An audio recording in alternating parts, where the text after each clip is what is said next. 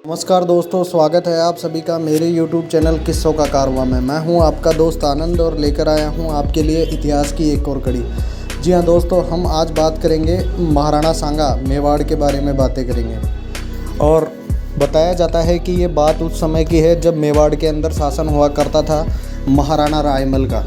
और दोस्तों, रायमल के कुल 13 संतान थी, जिसके अंदर 3 संतान बहुत ज़्यादा योग्य थी, जिनके अंदर एक पृथ्वीराज सिसोदिया, जयमल सिसोदिया और दूसरा महाराणा सांगा। ये तीनों भाई बचपन के अंदर अक्सर इस बात पर लड़ा करते थे कि अगला राजा कौन बनेगा, पिताजी के बाद राजा कौन बनेगा। जब किशोरावस्था आती है तो राजपूती बालकों के अंदर ऐसी इच्छाएं पनप जाया करती थी और बचपन से ही उनको इस हिसाब के शिक्षा दी जाती थी कि आगे जाकर के योग्य कौन रहेगा और योग्य राजा कौन बनेगा। तो इस प्रकार उनकी लड़ाई देखकर उनके चाचा सारंगदेव ने उनका समाधान करने की सोची और उनको बताया कि मंदिर की तलहटी में, किले की तलहटी में एक मंदिर है, उस मंदिर के अंदर एक माई पूजा करती है। उस माई के पास जाओ, वो अंतर्यामी है, वो बता देगी कि अगला राजा कौन बनेगा। इस प्रकार सारंगदेव तीनों बच्चों को लेकर के उस माई के पास मंदिर में चले जाते हैं और माई से पूछते हैं कि इनको बताओ कि अगला राजा मेवाड़ का बनेगा कौन। इस प्रकार माई दुविधा में आ जाती है, लेकिन पृथ्वीराज सिसोदिया बहुत गुस्सैल आदमी थे। उन्होंने बोला, बताती है तलवार निकालो। जैसे ही उसने तलवार निकालने का कहा, माई डर गई एकदम से और बोली कि तू तो कभी मेवाड़ का राजा नहीं बन सकता। और फिर पृथ्वीराज सिसोदिया दोबारा से क्वेश्चन पूछते हैं कि अगर मैं नहीं बन सकता कोई बात नहीं, लेकिन इन दोनों में से बनेगा कौन वो बता। और डरते हुए माई ने बताया, महाराणा सांगा अगले राजा बनेंगे। इस प्रकार दोस्तों, जैसे ही दोनों को पता चला, जयमल और पृथ्वीराज को, कि महाराणा सांगा राजा बनने वाले हैं, दोनों उनके पीछे पड़ गए और दोनों गुत्थम गुत्था हो गए तीनों आपस में। और महाराणा सांगा को वहीं पे मारने के लिए तैयार हो गए दोनों राजकुमार।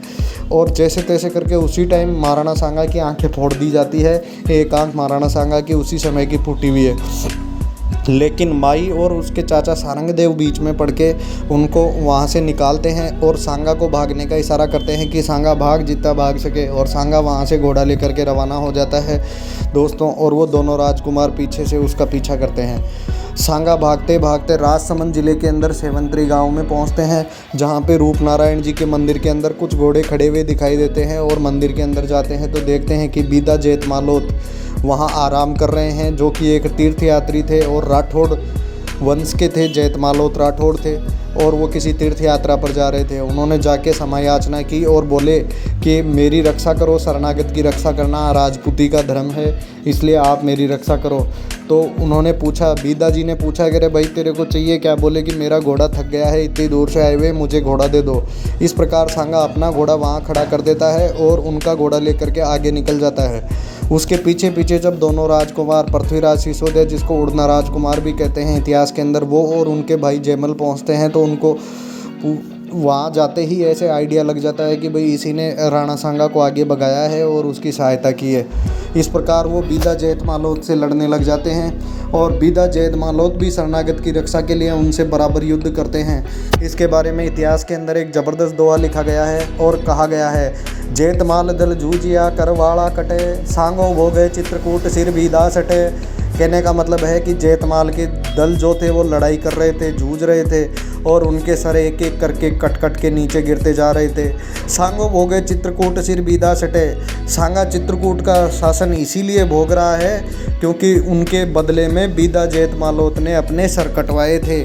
इस प्रकार दोस्तों, वहाँ से महाराणा सांगा बच करके अजमेर के श्रीनगर के पास पहुँच जाते हैं और बीदा जेठ मालोत उनसे लड़ते रहते हैं और उनको लेट कर देते हैं। इस प्रकार सांगा आगे पहुंचकर अजमेर में श्रीनगर नाम की जगह पर जाते हैं। ये राजस्थान के अंदर अजमेर में कोई श्रीनगर नाम की छोटी जगह है, जहाँ पे करमचंद पंवार रहते हैं। और करमचंद पंवार को सारी आप बीती राणा सांगा बताते हैं कि ऐसे ऐसे कांड हो गया और मैं मेवाड़ का राजकुमार हूँ, रायमल जी का पुत्र हूँ और इस प्रकार मेरे दोनों भाई पीछे पड़े हुए हैं। तो करमचंद पवार ने हिम्मत करके उस शरणागत को, महाराणा सांगा को अपनी जगह शरण दी और बोले कि तुम निश्चिंत यहाँ से रहो। इसके कुछ समय बाद जब राणा सांगा करमचंद पवार के पास रह रहे थे, उस समय बाद उनको कुछ समय बाद सूचना मिली कि जगमाल देवड़ा ने पृथ्वीराज सिसोदिया को जहर दे के मरवा दिया है और जो उनका भाई जयमल था वो सोलंकियों से लड़ते हुए मारे गए हैं।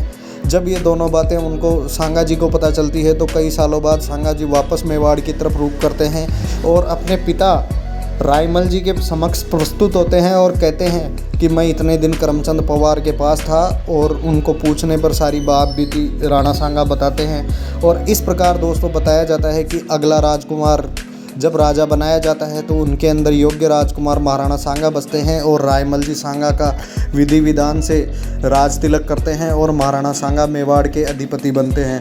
जी हाँ दोस्तों, ये कहानी ज़रूर उनके बचपन की होगी, लेकिन किसी ने ऐसे सोचा नहीं होगा कि महाराणा सांगा जैसा सैनिकों का भग्नावेश जिसको कहते हैं वो ऐसे राज तिलक करवाएगा, और राजकुलों के अंदर ऐसे राजगद्दी के लिए ऐसे षड्यंत्र और ऐसी चीज़ें हुआ करती थी, और ये नेचुरल बात थी उस ज़माने के अंदर।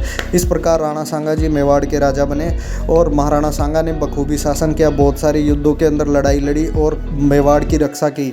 अगर ऐसे ही इतिहास के किस्से कहानियाँ आपको पसंद आते हैं तो मेरे चैनल किस्सों का कारवां को लाइक शेयर सब्सक्राइब अवश्य कीजिए। धन्यवाद दोस्तों।